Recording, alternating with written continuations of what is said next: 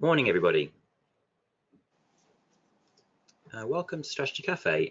My name is Nick Mayhew, and this is your shot of leadership inspiration from us. Delighted to welcome everybody onto the webinar this morning.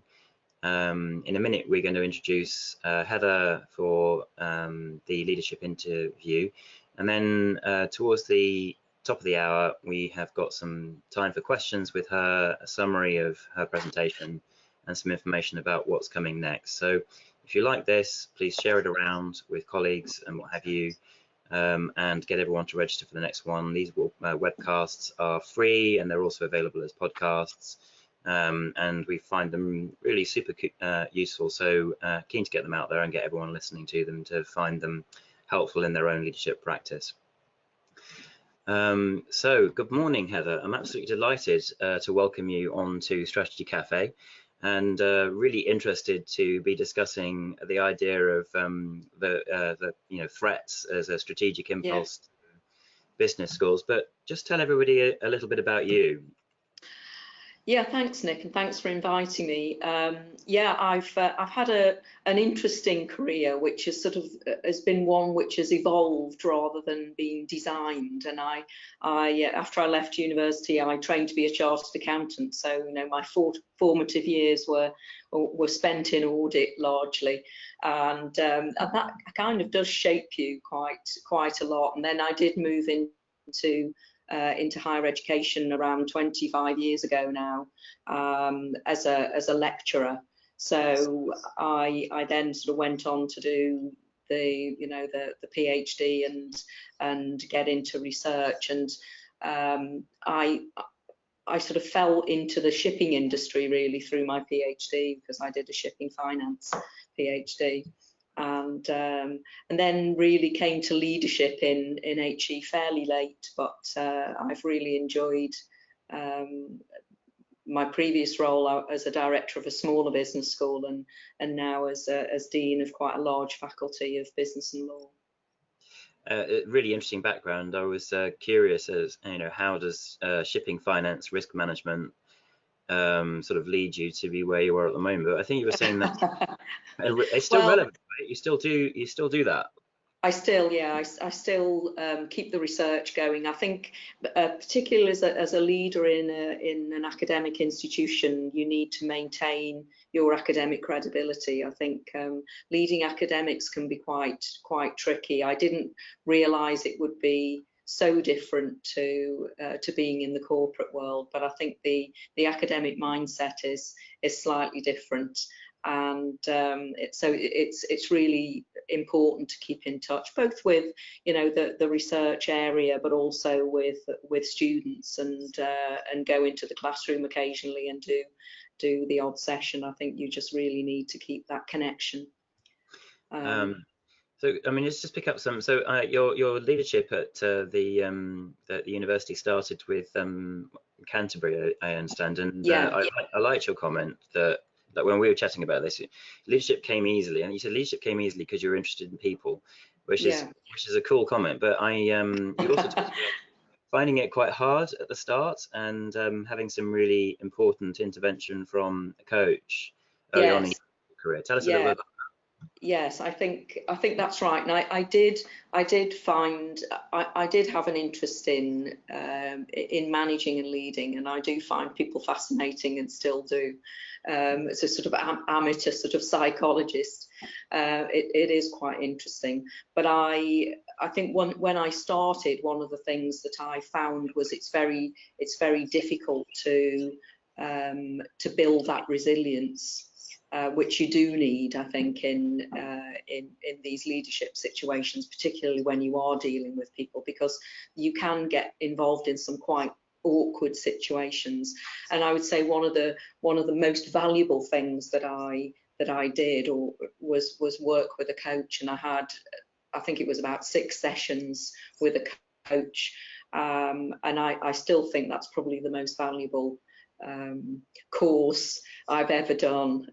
Other things, I've done a variety of other things which have been very interesting, but that working with a coach, I think, really helps you to understand yourself So it builds that self-awareness, but it also helps you deal with certain situations. And I think now I'm pretty good at leaving things behind. You don't totally, but I'm capable of switching off, and I think I'm quite good at often leaving the emotion out of a situation, and I think that's probably one of the hardest things when you're dealing with people, because they are people, and you know, we're all emotional beings, but sometimes you have to deal with the situation rather than make it personal. I think it's fundamental, because it can be really difficult being it's a pivotal role, obviously, and it's the kind of like the fulcrum of everything often, and so the pressures can be intense. I like the point that you made that you know, it's not necessarily about you, and that you know, you can't make people change, you can only change your own reaction. Yes, yes. I think that was the biggest lesson. You know, you can't change the situations, you can't change the way other people are, but you can change the way that you react to a particular situation. And I think that's the biggest lesson in resilience, that you have to accept that. And life, I think, becomes more comfortable when you do. Yeah, yeah.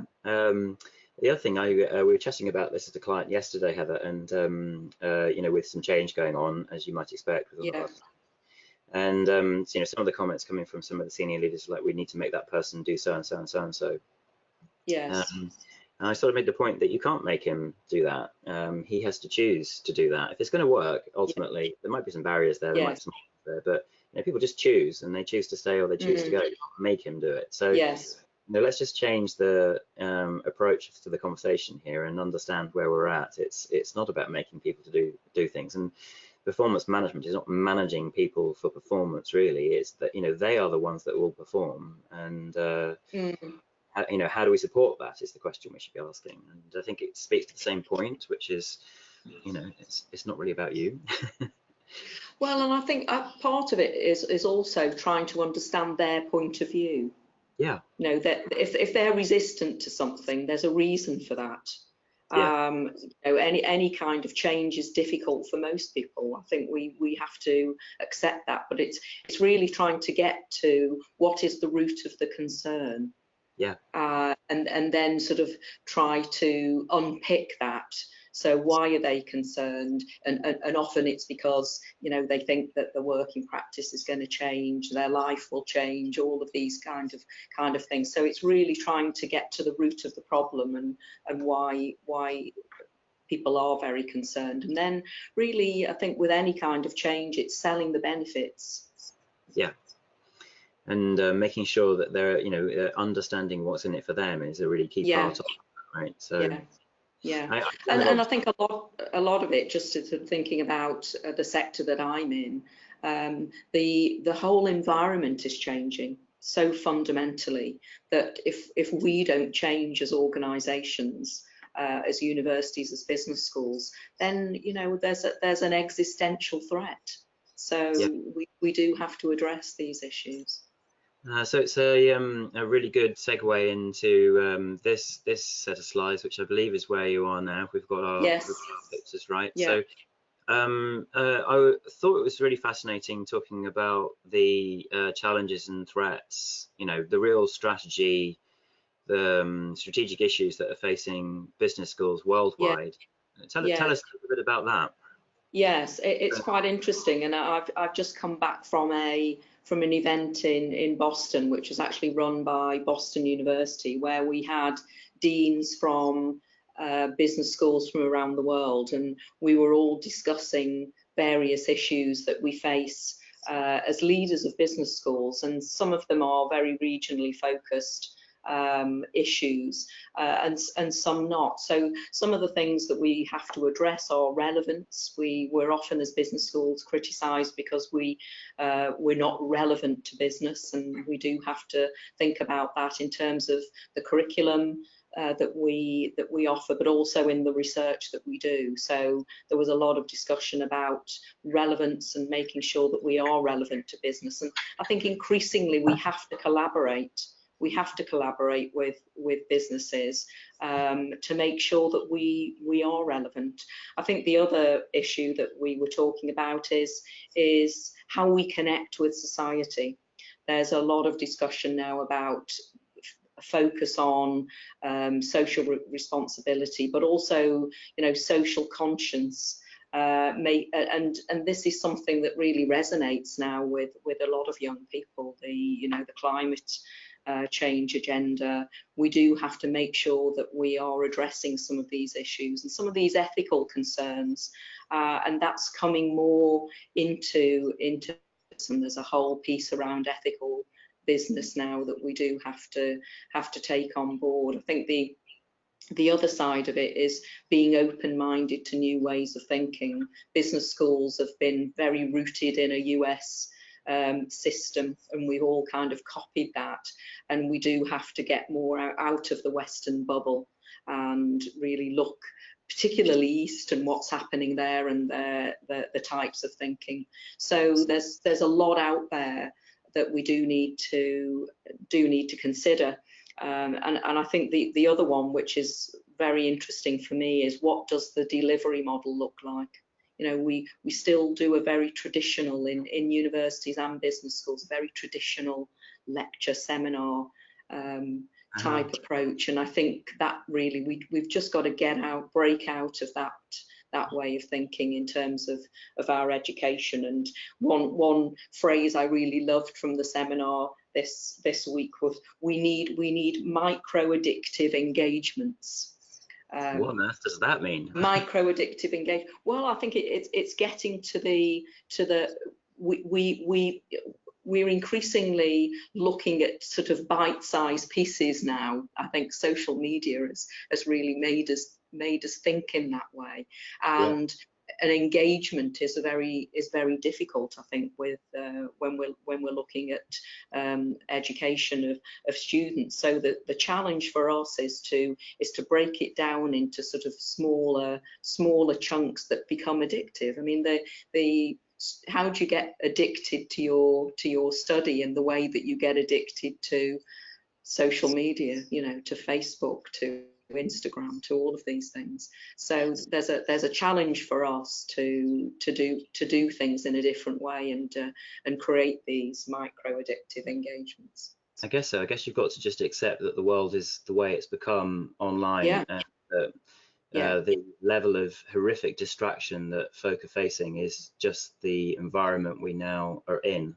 Yes. Breaking through the noise somehow is, I think, what you're kind of alluding to there. I really get that. So, maybe a 30-second clip of something really compelling and useful and relevant is what we want. And I think we not as I think increasingly now in universities and in business schools, we are educators in the way that teachers in schools are educators, and we need to look at the pedagogy, not just the being a subject specialist, because you can get information from so many sources. Why would someone stand up in front of a class and teach Porter's 5 Forces when you can actually see a YouTube of Michael Porter talking about it? It's madness. So we've got lots of places where we can get knowledge now, and we are increasingly curators of that knowledge. We are signposting where to get knowledge, and then we are helping people to use that knowledge in a particular way to develop skills of criticality, analysis, and creativity, all of those kind of things. So it's a very different proposition, I think, now to how it was even 5 years ago. I was curious when we were talking. I actually quite like the point, because I thought it kind of spoke to what we do. You made a comment about needing to get out of the classroom and become facilitators, which Yes. It makes sense to me, because I think you're right. I mean, when we work with our clients, we're helping take them through, for example, a strategic thinking process and work out what their plan is. And of course, we're going to use all the tools. Yeah. But you know, the best way to do it with a lot of our clients is to send them the tools by video in advance and get them to do pre-work, because Yeah. actually the issue isn't that. I mean, the tool is really useful because it helps collate the data in a really helpful, thought-provoking way and Yes. challenge the right thought process. But Yeah. really, the nub of it is all about current context, which is why Yes. strategy is never-endingly interesting. But you have to facilitate. You know, you can't. Yes. There's a little bit of teaching. There is a little bit of Yes. teaching, But but you actually, really. facilitating is very difficult, and it's very different to teach. Yeah. So there's a whole piece in changing the mindset of faculty staff to become facilitators of learning Yeah. rather than teachers. And I think that is absolutely the right way to go. I think just for the audience, when you talk about facilitation, there's sort of different levels, right, as well, aren't there? So you can think of a facilitator as someone with a flip chart and a pen. Yeah. But really, the true meaning of the word is about making something happen. It's facilitation. Yeah. It's creating something. So it is creating the learning in the mind of the recipient. I think that's what the Yeah. facilitation is, and Yeah. creating the change Yeah. that they want, probably, which Yeah. is quite a powerful word when you really get. Yeah, I think that's absolutely right, and you know, we have to accept that people learn in different ways, and as a facilitator, you can actually bring that out, which is very, very important, because our audiences are all very different.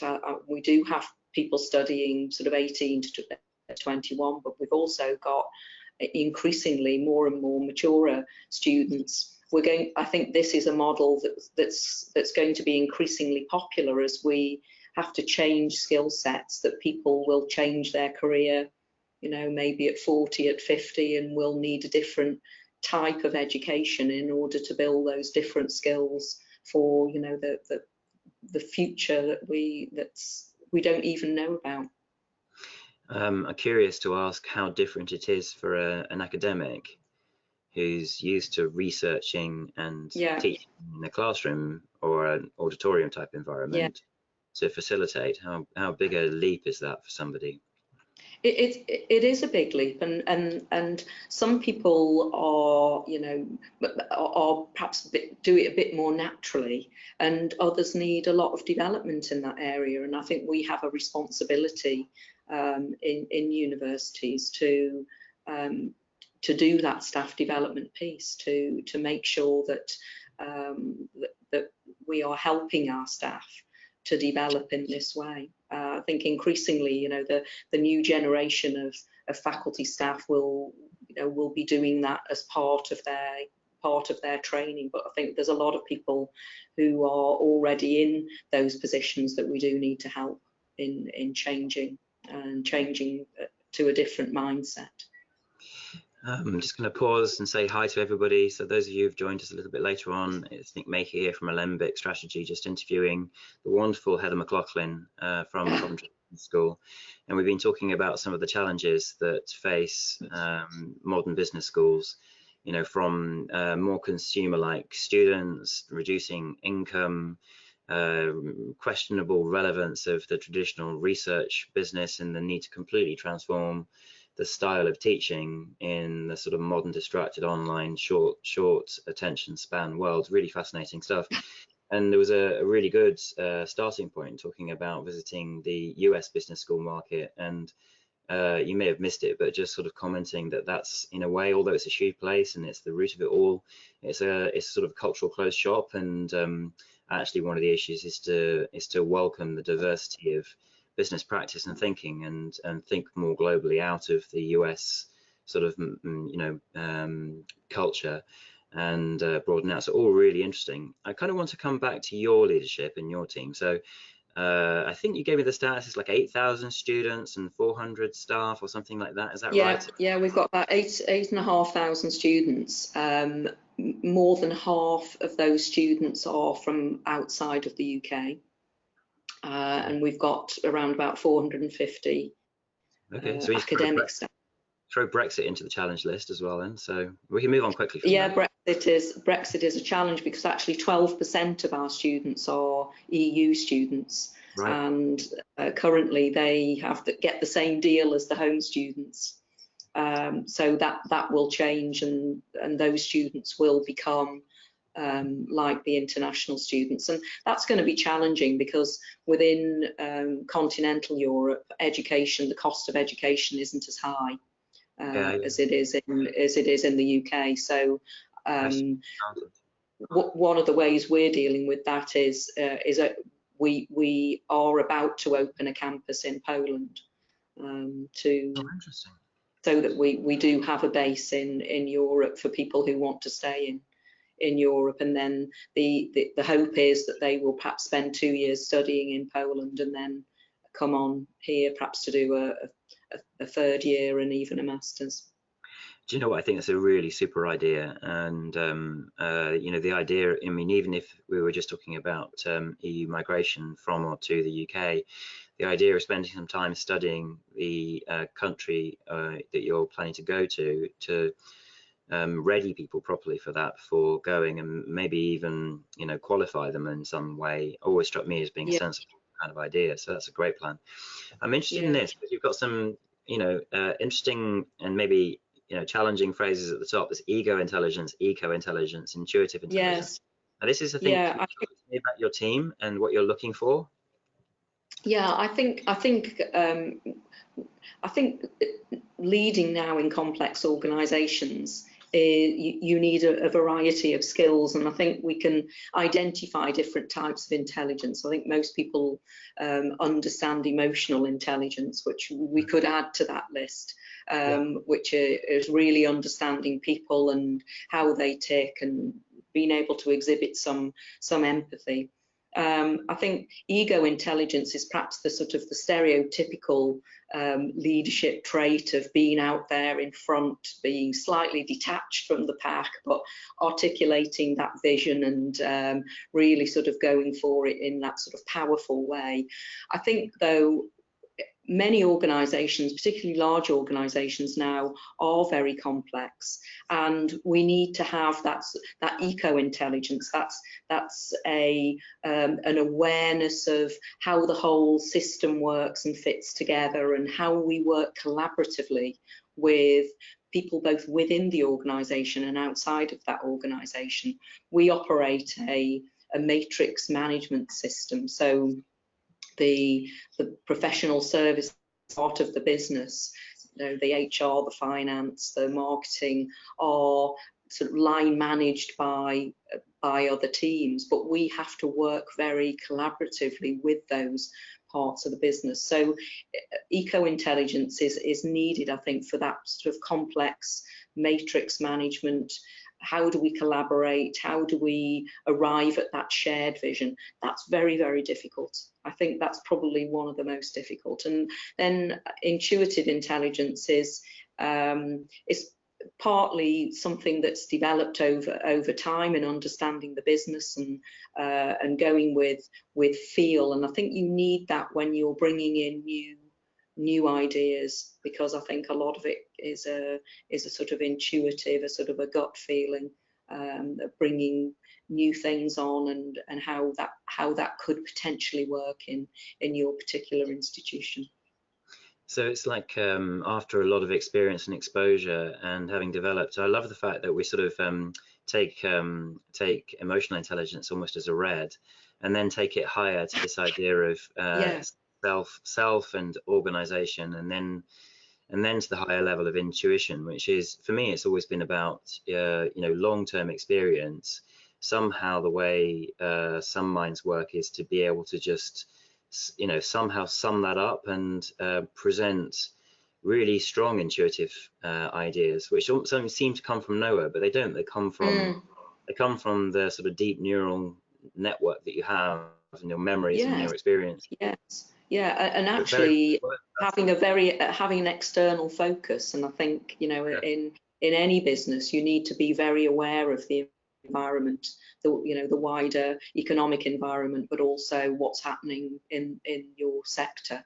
It was quite interesting just this morning in the Times. There's an article about Nottingham Trent, who are a competitor of ours, and they've taken quite an interesting stance on reducing the number of first-class honours that they award, and it is quite a big step, because one of the many metrics on which we're measured is the number of good degrees, and a good degree is a first and a 2-1. So they've made this bold statement about, you know, they are very, very focused on quality, and it's going to be more difficult to get a first, and that's quite it is a bold step, because of it could affect the league table, but it's quite an interesting thing that they've done, and I do understand why they've done it.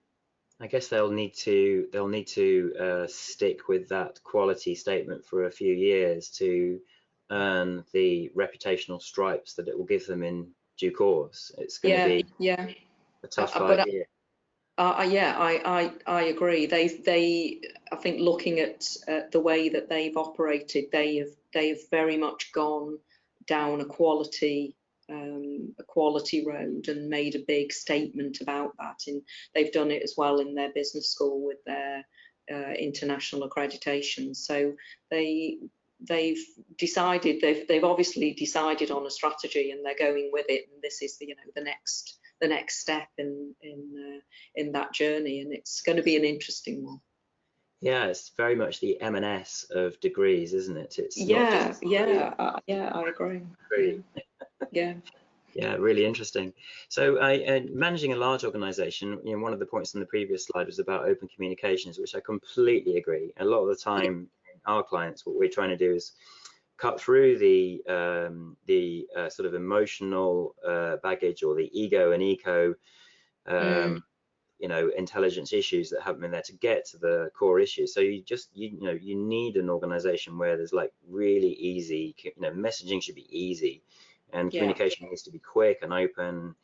And how you get that in a big organization, I thought was really interesting. So one of the points you made was about having an open plan and no one liking that. Yes. But the other one I thought was really good was creating sort of special moments for communication that people are expecting.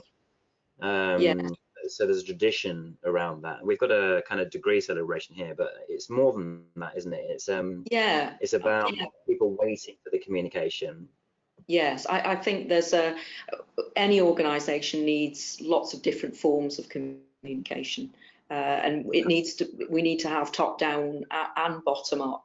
So we do need to facilitate that, and we do that in various ways. But certainly, if we take the university, and there's a picture there of graduation, we're great at celebrating the student success, and clearly the graduation is the culmination of all their years of hard work, and it's a fantastic event. And for most universities, they do those graduation ceremonies really well.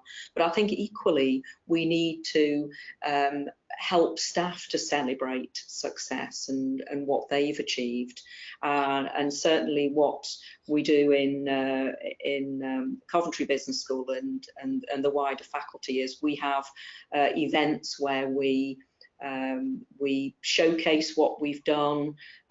We say this is what we've achieved over the last academic year, and show the trajectory, and really celebrate all the good work that's gone on. And we usually have a series of excellence awards that we make at the end of that event, and that kind of celebration is really, really important. I think particularly when you are a large organisational unit, you really need to find opportunities to bring people together, and that kind of celebration is really important, because people need to feel that sense of achievement. Yeah. And they also need to know, in a large organisation, they need to know what's happening in other parts of it, and what's being achieved in other parts of it. So there's great work that's going on in the research centres, which not everybody's involved with, but they do need to know what's going on and what's being achieved, and how that research is making an impact. It's really, really important. I think this speaks to your earlier point. I can't remember what the phrase was now, but micro moments of micro addictive engagements. Micro addictive engagement. So yeah, Yes. exactly. So I think in a celebration, just kind of riffing off that point, in a celebration, because like, so let's say you're bringing people together from the wide organization, you're celebrating, so awarding or lauding, let's say Yeah. 10 Yes. micro points. You're raising everybody's level of emotion for each other and for themselves. So there's an emotional Mm. with that. And then you're Yes. making a key message point, which then really engages them with talking to each other or knowing about it. And the emotion is high, so the attention is strong. And I think Mm. this kind of is a, is a larger version of your micro moments. Like you might have 10 Yes. really powerful big micro moments, as in from the stage, Yes. and hundreds of Yeah. others between Yeah. individuals. It's a really good Mm. Mm. educational thing. And I love the Mm. fact that it uses emotion. Mm. Mm. So Yeah. thank you very much. I know everyone out there listening, some of you might have joined a little bit late. We had a wonderful discussion this morning with Heather McLaughlin, Dean of the Business School at Coventry University, and really interesting to hear her talk about the state of business schools internationally, some of the challenges they're facing, and then also her leadership tips. I'm just going to summarize those, but while I'm doing it, if any of you out there have got any questions, you'll see on your control panel there's a little drop down question area, and you're completely welcome. I think we're just running up to 9, so if you can stay on for a few minutes, the webinar's basically done, but if you stay on for a few minutes, Heather's kindly agreed just to step back, and if we have got any questions, I'm sure she'll be delighted to field them. So just have a Yes. look on your, sorry. Yes. I'm happy to. Yeah. Thank you. So just have a look on your control panel, and there's a little questions drop down. So if anyone's got questions for Heather, just drop them in there and I can pick them up. So I just wanted to pause and summarize what I picked up out of that from a leadership point of view. There's sort of really important tips from a life of experience leading pretty large complex organization, which is super tough and very interesting. So, Heather was talking about using your network, making sure that you are connecting sort of beyond the line management lines and creating relationships with each other. I think there's a really strong point in leadership that, a lot of it is done on what we call off the lines of the organizational chart, because people connect and they collaborate and they have relationships with each other and they understand each other, and they can bring their skill sets and their needs together in that way. So using the network and creating relationships, I think, is a really important leadership method to encourage that within the team. That facilitative style, which is not sort of pedagogic and not front of class, but handing out the tools, using the resources that are currently available, and then really engaging people with their own learning, so facilitating their learning. Making sure that the results are delivered, so there's got to be that focus around progress and around expectation. There's an underlying theme in this of appointing capable people, and I think that was really sort of pointed out by the idea that the emotional intelligence is almost a given, and we need to go beyond there to really understanding the self and really understanding how the wider organization works and how to use it to be capable. So working closely with everyone, getting clarity around the goals, communication is just so key. And then that last lovely point around making sure that we celebrate. And I think Heather put it really well, that people look forward to that, they expect that, it brings everybody together, and it also helps them connect with other things that are going on across the organization. And my point to that was just there's also that just emotional resonance in that, which just brings the attention up and also the memory up, which I think is a really important point, and it's a very kind of human factor for me. So really interesting, and I hope you really enjoyed it. So just a little bit about what's coming next. If you like today's webinar, our next one is on December the 5th. And actually it's going to be just internal. So me and the team are going to be talking about strategies for effective leadership, giving you some hints and tips from our experience over 2019, what we've seen, what's been good, what's been bad, and then sharing some festive ideas for you all in terms of leadership and practices that you can have over the break that's coming up after that. So plug in like usual and listen to us live, talk about all those sorts of things. Should be really interesting. And then don't forget to come online and subscribe to our newsletter, which tells you a little bit more about what's going on, plugs you into some of the other events that you can join in with the Lembic to develop yourself, develop your leadership, and also has some useful tips and tricks and articles and stuff like that. So that's Yin and Tonic, and you can find that up online and subscribe to our magazine. So thank you all very much for listening. Thanks, Heather. Pleasure. Thanks.